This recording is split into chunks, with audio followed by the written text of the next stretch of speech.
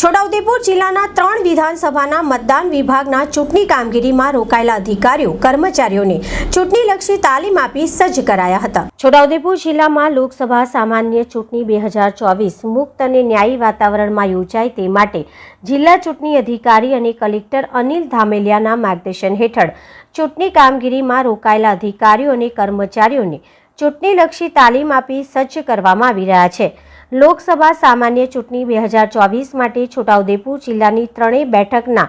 કુલ મળીને 1184 presiding officer, 1070 assistant presiding officer,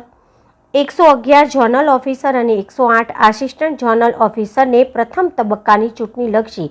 તાલીમ આપવામાં આવી છે। આ તાલીમ દરમિયાન છોટાઉદેપુર વિધાનસભા માટે કુલ 965, જેતપુર વિધાનસભા માટે 604 અને સંખેડા વિધાનસભાના મતદાર વિભાગ માટે 685 પોલિંગ કર્મચારીઓને તાલીમ આપવામાં આવી છે। લોકસભા સામાન્ય ચૂંટણી 2024 અંતર્ગત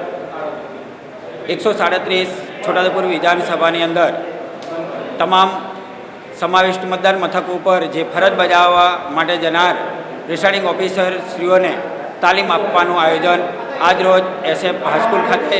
રાખવામાં આવેલું હતું,